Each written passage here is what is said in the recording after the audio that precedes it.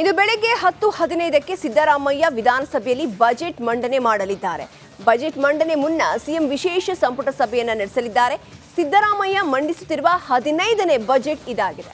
ಕರ್ನಾಟಕದ ಪಾಲಿಗೆ ಇದೊಂದು ಹೊಸ ದಾಖಲೆಯಾಗಿದೆ.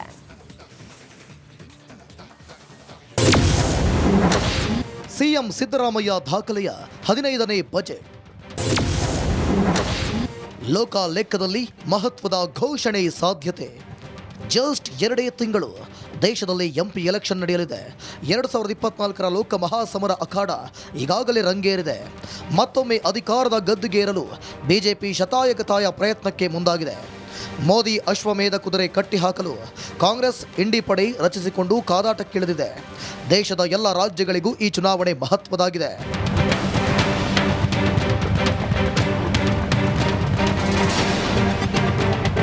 ಕೇಂದ್ರದಲ್ಲಿ ಪ್ರಸ್ತುತ ಎನ್ಡಿಎ ಸರ್ಕಾರವಿದೆ. ರಾಜ್ಯದ 28 ಲೋಕಸಭಾ ಸ್ಥಾನಗಳಲ್ಲಿ ಬಹುತೇಕ ಬಿಜೆಪಿ ಸಂಸದರಿದ್ದಾರೆ. ಮುಂಬರುವ ಚುನಾವಣೆಯಲ್ಲಿ ರಾಜ್ಯದಿಂದ ಅತಿ ಹೆಚ್ಚು ಸ್ಥಾನಗಳನ್ನು ಗೆಲ್ಲುವ ಹುಮ್ಮಸ್ಸಿನಲ್ಲಿರೋ ಕಾಂಗ್ರೆಸ್ ಜನರನ್ನು ಸೆಳೆಯಲು ಹಲವು ತಂತ್ರಗಳನ್ನು ರೂಪಿಸುತ್ತಿದೆ. ಮುಖ್ಯಮಂತ್ರಿ ಸಿದ್ದರಾಮಯ್ಯ ಮಂಡಿಸುತ್ತಿರುವ 15ನೇ ಬಜೆಟ್ ಭಾರೀ ಮಹತ್ವ ಪಡೆದುಕೊಂಡಿದೆ. ಕರ್ನಾಟಕದ ಮಟ್ಟಿಗೆ ಇದೊಂದು ಹೊಸ ದಾಖಲೆ. ಲೋಕಸಭೆ ಚುನಾವಣೆ ಹೊತ್ತಲ್ಲೇ ಬಜೆಟ್ ಮಂಡನೆ ಮಾಡುತ್ತಿರುವುದರಿಂದ ಮಹತ್ವದ ಘೋಷಣೆಗಳು ಹೊರಬೀಳುವ ನಿರೀಕ್ಷೆಗಳಿವೆ. ಎಲೆಕ್ಷನ್ ಅನ್ನು ಗಮನದಲ್ಲಿ ಇಟ್ಟುಕೊಂಡೇ ಸಿದ್ದರಾಮಯ್ಯ ಮಹತ್ವದ ಯೋಜನೆಗಳನ್ನು ನೀಡುವ ಸಾಧ್ಯತೆಯೂ ಇದೆ. ಆಯವ್ಯಯ ಮಂಡನೆಗೂ ಮುನ್ನ ಸಿಎಂ ವಿಶೇಷ ಸಂಪುಟ ಸಭೆ ನಡೆಸಲಿದ್ದಾರೆ.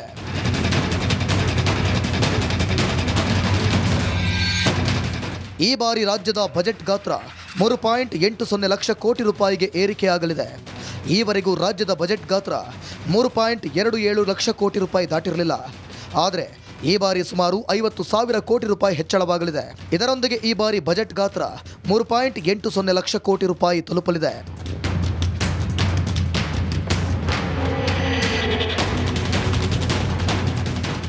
ಈ ಕಣಕ್ಕೆ ಇಳಿದಿದ್ದಾರೆ. ಕುಪೇಂದ್ರ ರೆಡ್ಡಿ ನಾಮಪತ್ರ ಸಲ್ಲಿಕೆ ಪ್ರತಿಕ್ರಿಯೆ ನೀಡಿದ ಆರ್ ಅಶೋಕ್ ಕಣಕ್ಕಿಳಿದಿರುವ ಕುಪೇಂದ್ರ ರೆಡ್ಡಿಗೆ ನನ್ನ ಬೆಂಬಲ ಸಂಪೂರ್ಣವಿದೆ ಎಂದಿದ್ದಾರೆ.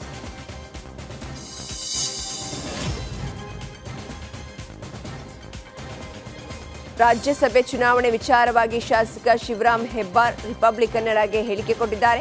ನಾವು ನಮ್ಮ ಪಕ್ಷದ ಅಭ್ಯರ್ಥಿಗೆ ಮಾತ್ರ ಮತ ಹಾಕ್ತೀವಿ. ಪಕ್ಷದ ಅಭ್ಯರ್ಥಿ ಬಿಟ್ಟು ಬೇರೆ ಅಭ್ಯರ್ಥಿಗೆ ಮತ ಹಾಕುವ ಪ್ರಶ್ನೆ ಇಲ್ಲ. ಪಕ್ಷ ಆದೇಶ ಮಾಡಿದ್ರಷ್ಟೇ ಕುಪೇಂದ್ರ ರೆಡ್ಡಿಗೆ ಮತ ಹಾಕ್ತೀವಿ, ಇಲ್ಲ ಅಂದ್ರೆ ಇಲ್ಲ. ವೈಯಕ್ತಿಕ ಪ್ರಶ್ನೆ ಇಲ್ಲಿ ಬರೋದಿಲ್ಲ. ಪಕ್ಷ ಏನ್ ತೀರ್ಮಾನ ಮಾಡುತ್ತೋ ಅದಕ್ಕೆ ಬದ್ಧ ಅಂದ್ರು.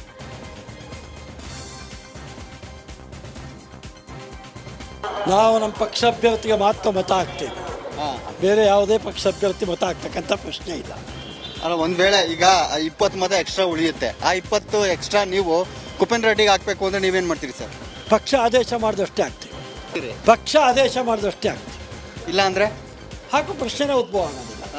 ವೈಯಕ್ತಿಕ ಪ್ರಶ್ನೆ ಬರೋದೇ ಇಲ್ಲ. ಅವ್ನು ಪಕ್ಷ ಅಭ್ಯರ್ಥಿ, ಪಕ್ಷದ ಶಾಸಕರಾಗಿ ಪಕ್ಷದ ನಿರ್ಣಯಕ್ಕಷ್ಟೇ ಬದ್ಧ.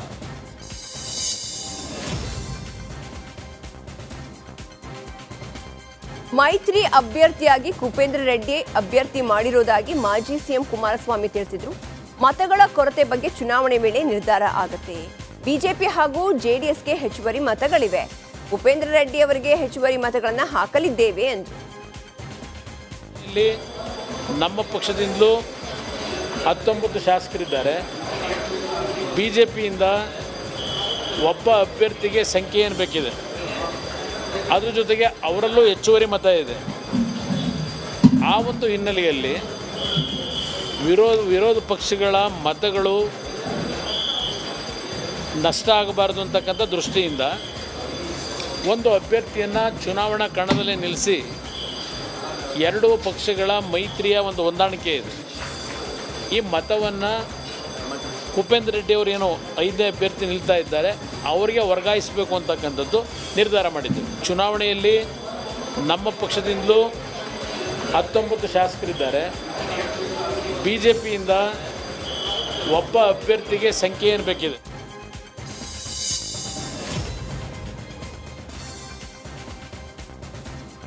ರಾಜ್ಯಸಭೆ ಚುನಾವಣೆ ವಿಚಾರಕ್ಕೆ ಸಿಟಿ ರವಿ ಪ್ರತಿಕ್ರಿಯೆ ನೀಡಿದ್ದಾರೆ. ದೆಹಲಿಯಲ್ಲಿ ಮಾತನಾಡಿದ ಅವರು, 1 ಸ್ಥಾನ ಗೆದ್ದ ಬಳಿಕ 39 ಮತಗಳು ಉಳಿಯಲಿದೆ. 2ನೇ ಅಭ್ಯರ್ಥಿಗೆ 6 ಮತಗಳ ಕೊರತೆ ಇದೆ. ಹಲವು ಕಾರಣಕ್ಕೆ ಹಲವು ಪಕ್ಷದ ನಾಯಕರು ಸ್ನೇಹಿತರಾಗಿರ್ತಾರೆ. ಹಾಗಾಗಿ 6 ಮತ ಪಡೆಯುವ ವಿಶ್ವಾಸ ಇರಬಹುದು. ಆ ಮತಗಳು ಬಂದ್ರೆ ಗೆಲುವು ಕಷ್ಟ ಅಲ್ಲ. ಈ ಹಿಂದೆ 10ರಿಂದ 12 ಮತಗಳು ಕೊರತೆ ಇದ್ದಾಗಲೂ ಗೆದ್ದು ಬಂದ ಉದಾಹರಣೆ ಇದೆ. ಈಗ 6 ಮತಗಳು ಮಾತ್ರ ಕೊರತೆ ಇದೆ. ಕಾಂಗ್ರೆಸ್ನಲ್ಲಿ ಕುಪೇಂದ್ರ ರೆಡ್ಡಿ ಅವರಿಗೆ ಬಹಳ ಜನ ಸ್ನೇಹಿತರಿದ್ದಾರೆ. ಅವರು ಸಹಾಯ ಮಾಡಿದ್ರೆ ಗೆಲ್ಲಬಹುದು ಅಂದ್ರು.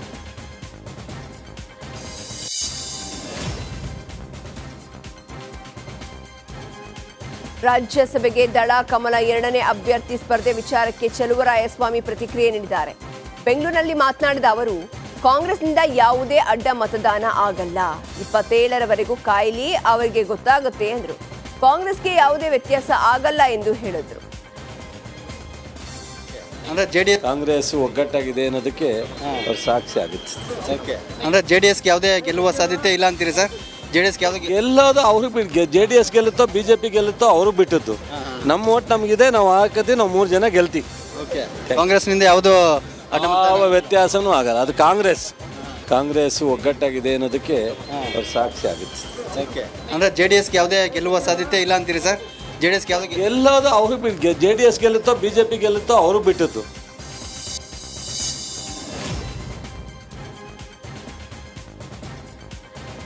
ಬಿಜೆಪಿ ಜೆಡಿಎಸ್ 5ನೇ ಅಭ್ಯರ್ಥಿ ಹಾಕ್ತಾರೆ ಅಂತ ನಿರೀಕ್ಷೆ ಇತ್ತು. ಅದಕ್ಕೆ ನಾವು ಮೊದಲೇ ತಯಾರಾಗಿದ್ದೇವೆ ಅಂತ ಕಾಂಗ್ರೆಸ್ ಶಾಸಕ ಷಡಾಕ್ಷರಿ ಹೇಳಿದ್ರು.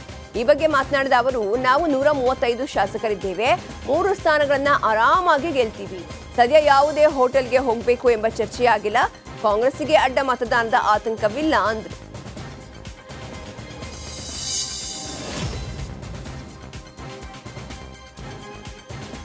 ಮೈಸೂರು ಕೊಡಗು ಲೋಕಸಭಾ ಚುನಾವಣಾ ಕಾರ್ಯಾಲಯವನ್ನು ಸಂಸದ ಪ್ರತಾಪ್ ಸಿಂಹ ಉದ್ಘಾಟಿಸಿದರು. ಮೈಸೂರಿನ ಬಿಜೆಪಿ ಕಚೇರಿಯಲ್ಲಿ ಕಾರ್ಯಕ್ರಮವನ್ನು ಹಮ್ಮಿಕೊಳ್ಳಲಾಗಿತ್ತು. ಈ ವೇಳೆ ಪ್ರತಾಪ್ ಸಿಂಹಗೆ ಶಾಸಕ ಡಾಕ್ಟರ್ ಅಶ್ವಥ್ ನಾರಾಯಣ್, ಮಾಜಿ ಸಚಿವ SA ರಾಮದಾಸ್, CH ವಿಜಯ್ ಶಂಕರ್, ಮಾಜಿ ಶಾಸಕ L ನಾಗೇಂದ್ರ, ರಾಜ್ಯ ಬಿಜೆಪಿ ಉಪಾಧ್ಯಕ್ಷ ರಾಜೇಂದ್ರ, ಗ್ರಾಮಾಂತರ ಜಿಲ್ಲಾಧ್ಯಕ್ಷ LR ಮಹದೇವ್ ಸ್ವಾಮಿ ಸಾಥ್ ನೀಡಿದರು.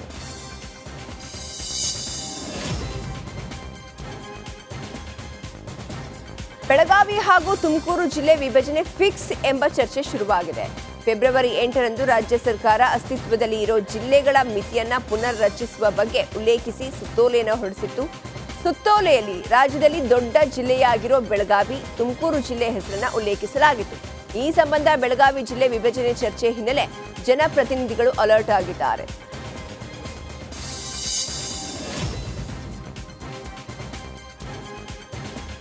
ಐದು ವರ್ಷದ ಬಳಿಕ ಬೆಳಗಾವಿ ಪಾಲಿಕೆಗೆ ಕನ್ನಡದ ಮೇಯರ್ ಆಯ್ಕೆಯಾಗಿದ್ದಾರೆ. ಪಾಲಿಕೆ ಮೇಯರ್ ಆಗಿ ಸವಿತಾ ಕಾಂಬಳೆ ಅವಿರೋಧವಾಗಿ ಆಯ್ಕೆಯಾಗಿದ್ದು, ಬಿಜೆಪಿಯ ಮೊದಲ ಕನ್ನಡ ಮೇಯರ್ ಎಂಬ ಹೆಗ್ಗಳಿಕೆಗೆ ಪಾತ್ರರಾಗಿದ್ದಾರೆ. ಲೋಕಸಭೆ ಚುನಾವಣೆ ಹೊತ್ತಲ್ಲೇ ಬಿಜೆಪಿ ಕಾರ್ಮಿಕ ಮಹಿಳೆಗೆ ಮೇಯರ್ ಪಟ್ಟ ಕಟ್ಟಿದೆ. ನೂತನ ಮೇಯರ್ ಸವಿತಾ ಈಗಾಗಲೇ ವಿವಿಧ ಕಂಪನಿಗಳಲ್ಲಿ ಕಾರ್ಮಿಕರಾಗಿ ಸೇವೆ ಸಲ್ಲಿಸಿದ್ದಾರೆ.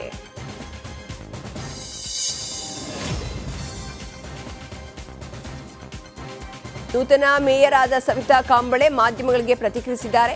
ಬೆಳಗಾವಿ ಜನತೆ ಅವಕಾಶ ಕೊಟ್ಟಿದ್ದಕ್ಕೆ ಕೃತಜ್ಞತೆಯನ್ನ ಹೇಳುತ್ತೇನೆ. ಅಭಿವೃದ್ಧಿ ಕೆಲಸಗಳನ್ನ ನಾನು ಮಾಡ್ತೀನಿ. ಎಲ್ಲರ ಸಹಕಾರ ತೆಗೆದುಕೊಂಡು ನಾನು ಕೆಲಸವನ್ನ ಮಾಡ್ತೀನಿ. ಪಕ್ಷ ಸಾಮಾನ್ಯ ಮಹಿಳೆಗೆ ಅವಕಾಶ ನೀಡಿದೆ. ಪಕ್ಷದ ಎಲ್ಲರಿಗೂ ಧನ್ಯವಾದ ತಿಳಿಸುತ್ತೇನೆ ಎಂದರು. ನಾನು ಪಕ್ಷದವ್ರಿಗೆ ನನಗೆ ವಂದನೆ ಹೇಳ್ತೇನೆ ರೀ. ಈ ಸ್ಥಾನಕ್ಕೆ ನಾನು ಅರ್ಹದೇನೆ ಅಂತೇಳಿ ಪಕ್ಷದವ್ರು ನನಗೊಂದು ಅವಕಾಶ ಕೊಟ್ಟಾರೆ. ಬೆಳಗಾವಿ ಜನತೆಗೆ ಅಭಿವೃದ್ಧಿ ಕಾಮಕ್ಕಾಗಿ ವರ್ಕ್ ಮಾಡ್ತೇನೆ ರೀ. ನಾನು 1 ವರ್ಷ ಒಳಗೆಲ್ಲ ಬೆಳಗಾವಿ ಜನತೆ ಸೇವೆಗಾಗಿ ನಾನು ಮಾಡ್ತೇನೆ. ಮೊದಲು ನಾನು ಪಕ್ಷದವ್ರಿಗೆ ನನಗೆ ವಂದನೆ ಹೇಳ್ತೇನೆ.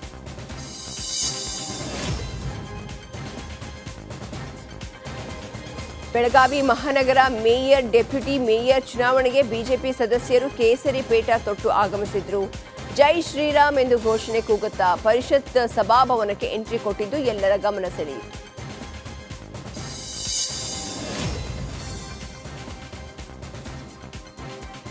ಚುನಾವಣಾ ಬಾಂಡ್ ಪ್ರಶ್ನಿಸಿದ್ದ ಅರ್ಜಿ ತೀರ್ಪು ಪ್ರಕಟವಾಗಿದೆ.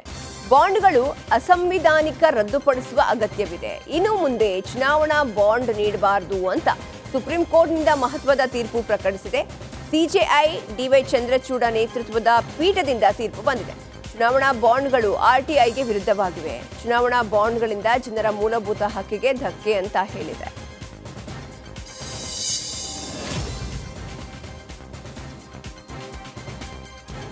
ರಾಜ್ಯಸಭೆ ಚುನಾವಣೆಗೆ ಕಾಂಗ್ರೆಸ್ನಲ್ಲಿ ಅಡ್ಡ ಮತದಾನದ ಆತಂಕ ಎದುರಾಗಿದೆ ಅಂತ ರಿಪಬ್ಲಿಕ್ ಕನ್ನಡಗೆ ಪಕ್ಷೇತರ ಶಾಸಕಿ ಲತಾ ಮಲ್ಲಿಕಾರ್ಜುನ್ ಹೇಳಿದ್ದಾರೆ.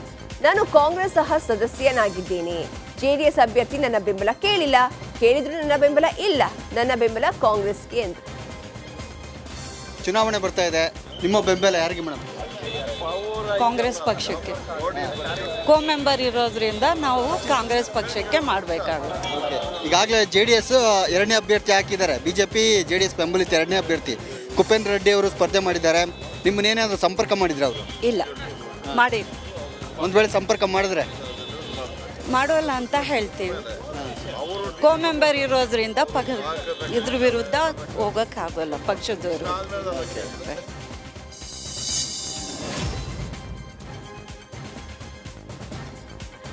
ನಾನು MLC ಚುನಾವಣೆಗೆ ಸಿದ್ಧತೆಯನ್ನ ನಡೆಸ್ತಾ ಇದ್ದೇನೆ. ಉತ್ತಮ ಬೆಂಬಲ ವ್ಯಕ್ತವಾಗಿದೆ.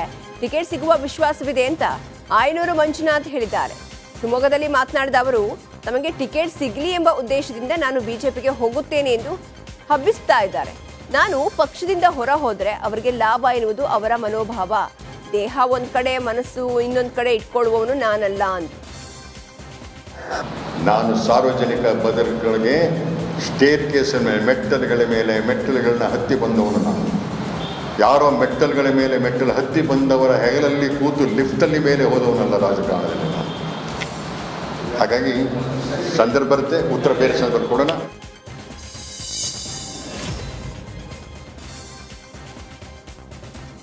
ದೋಹಾಗೆ ಪ್ರಧಾನಿ ನರೇಂದ್ರ ಮೋದಿ ಭೇಟಿ ನೀಡಿದ್ರು. ಈ ವೇಳೆ ಪ್ರಧಾನಿ ಮೋದಿಗೆ ಸಾಂಪ್ರದಾಯಿಕವಾಗಿ ಸ್ವಾಗತ ಕೋರಲಾಯಿತು. ಮೋದಿ ದೋಹಾ ಭೇಟಿ ರಾಜತಾಂತ್ರಿಕ ಸಂಬಂಧಕ್ಕೆ ಬೂಸ್ಟರ್ ನೀಡಲಿದೆ.